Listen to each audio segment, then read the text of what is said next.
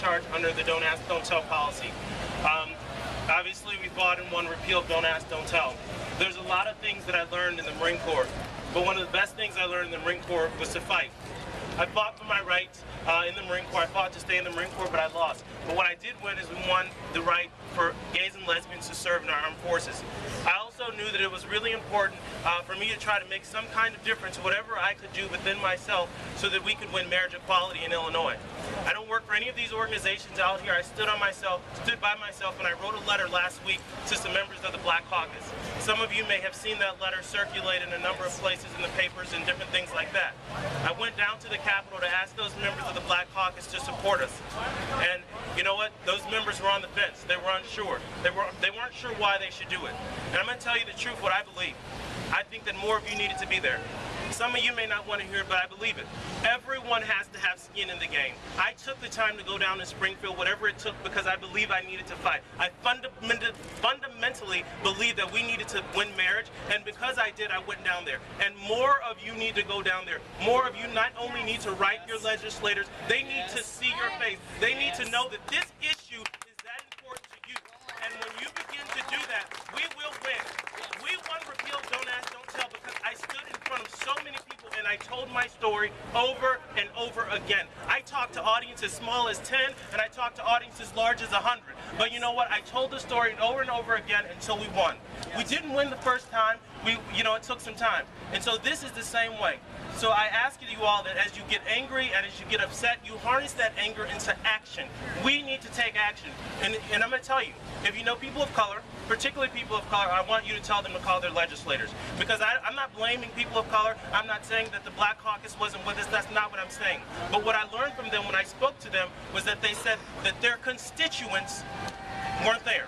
But they somehow must not know that they have constituents that are part of the LGBT community. And it's important that you tell those people that you know that they have to get out, get the word out, and to make a difference. I will continue this fight because we have this saying in the Marine Corps, die first, then quit.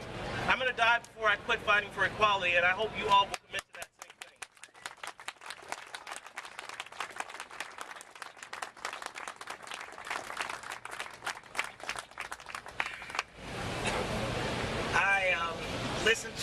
I'm going to be like several of the other speakers. I just got out of the car that's sitting over there. I haven't been home. Was in Springfield a couple of days. I was in Springfield as well as the last couple of speakers. And I haven't had a chance to go home. I haven't had much sleep. The only thing I can think of, I have one thing I know I have to finish with, which is another event that's coming up when the Supreme Court makes a decision later this month on the DOMA and the Prop 8 cases. But the first thing that came to my mind was yesterday when I said, and I've known David and Lee since before they adopted the kids, and when I sat there and watched the way people were treated, human beings were treated. Now, I grew up in the South. I have friends who are right-wing conservatives. I never treated them the way I was treated, and Lee's children were treated, and Rick and all of us were treated yesterday. And there's just no excuse for it. There's just no excuse for a human being to say, come into my house. Let me make a special place for you. Let me invite you to have a party. By the way, we're going to wait till the last train leaves town and the party's over. And that's what they did. And I don't know if Lee mentioned it, but his children, you know, they had nightmares. I mean, like, they can't even be here today because they're done with asking for something, being told no again.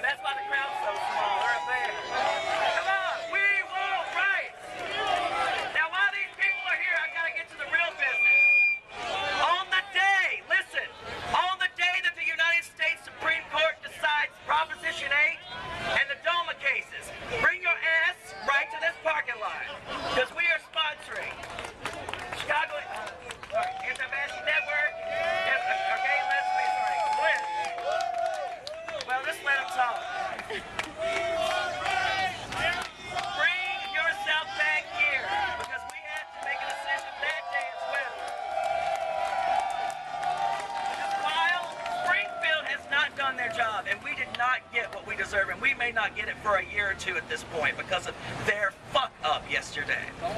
Because of that, we're not going to have our rights here. But even if we had won yesterday, which could have happened, frankly, even if we had won yesterday, we weren't going to win the full pie.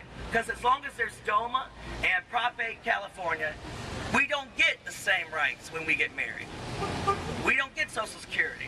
We don't get the same kind of federal protection. People in the military can't even use a chapel to get married. We are not equal. So I've been saying separate is not equal for a while, but what I want to have chant, something Lee brought up but didn't do, and then I'm going to finish because I'm tired. I really am tired. What was it we chanted yesterday, Rick? And it wasn't just one of us. This I want everyone to know. It wasn't just Rick and me and the people that get in trouble or Andy Thayer that gets arrested. It was Laura Ricketts. One of the loudest people in our section was Laura Ricketts sitting next to Jim Bennett. I was like, go on, girl. She owns the Cubs. Yes. It was everyone from top to bottom. People watching on TV have sent me. I know Tracy's got a lot of shit. Rick, you're being tough on Greg. We love Greg. He made Greg what he is, this man and Carol Ronan. He got him the job. Stop. But you know, when you fail, you get an F. You don't get an F and, okay, next grade. And so, all I gotta say is, call the bill. Call the bill. Call the bill. Call the bill. Call the bill. Call the bill. Call the bill.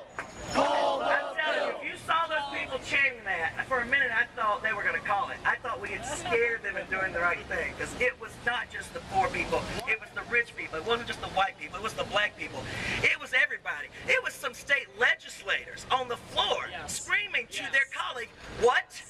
You've asked me. Yes. Linda Chapalavia didn't vote for civil unions. She's got a difficult district. She is on the record for gay marriage, much harder than civil unions. And now you're going to leave her out to dry? Yes. So I'm done. Right. I don't know if that had a beginning, middle, or end. I'm going to take a nap, and I'm going to have a drink. Hello. Can you guys all hear me? My name is Kitty Kurth. I'm a middle-aged, white, married, straight woman. And my husband and I were down in Springfield yesterday because I don't want to live in a state where I have different rights or more rights than my friends and my neighbors. Yes. And you guys